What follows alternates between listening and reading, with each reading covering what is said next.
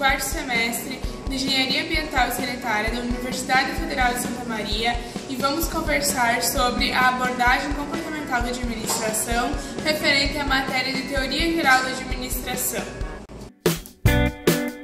A teoria comportamental, também conhecida como behaviorista, teve início em 1947, com o surgimento do livro Teoria Comportamental da Administração, o comportamento administrativo de Herbert Simon, o qual constituiu um ataque aos princípios da teoria clássica, a aceitação das principais ideias das relações humanas. Os principais representantes da teoria comportamental. Ele teve seu início com o Herbert Alexander Simon, Chester Barnard, Douglas McGregor, Rensselaer Likert, Chris Argyris, também são autores muito importantes para a teoria comportamental.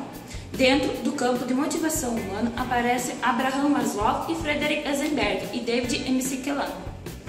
Elton Mayo foi o fundador do movimento das relações humanas, se opondo ao princípio de Taylor e com a teoria clássica.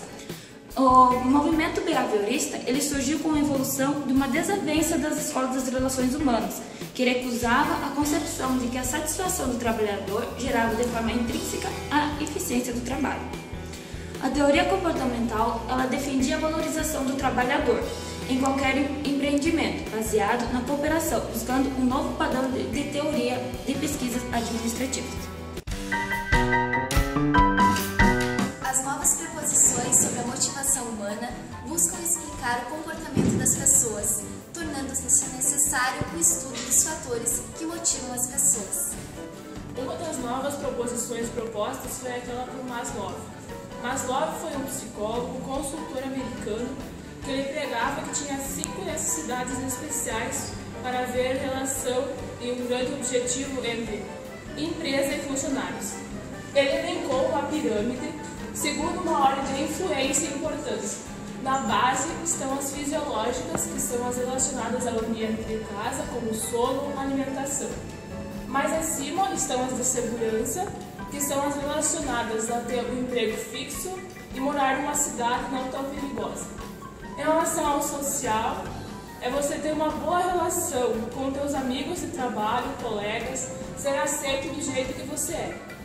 Status é como você vai se relacionar dentro da empresa. A sua concepção é você não mudar o seu jeito de ser para se relacionar bem com as pessoas.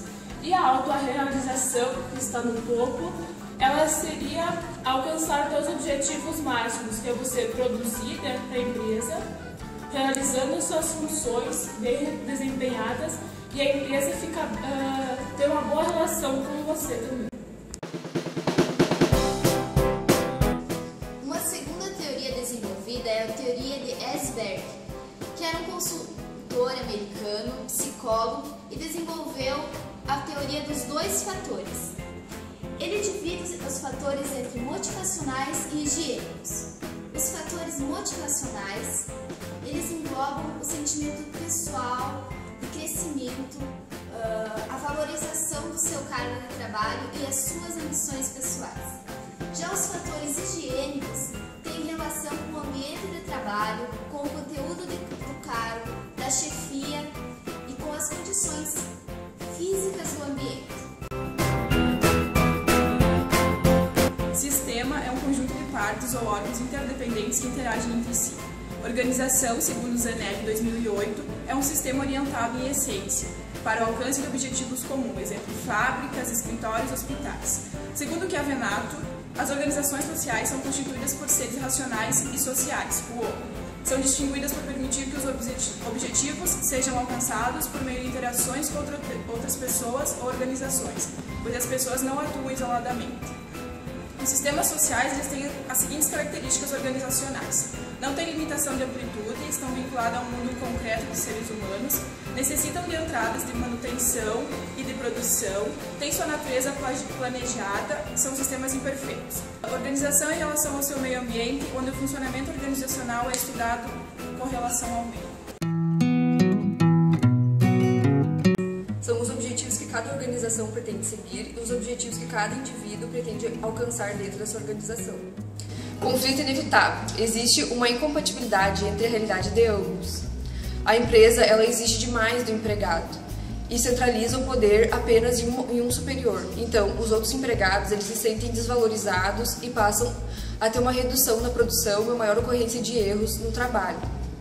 Então, Argos concluiu que é possível a integração das necessidades individuais de autoexpressão com os requisitos de produção de uma organização, que as organizações que apresentam alto grau de integração entre objetivos individuais e objetivos organizacionais são mais produtivos do que os demais.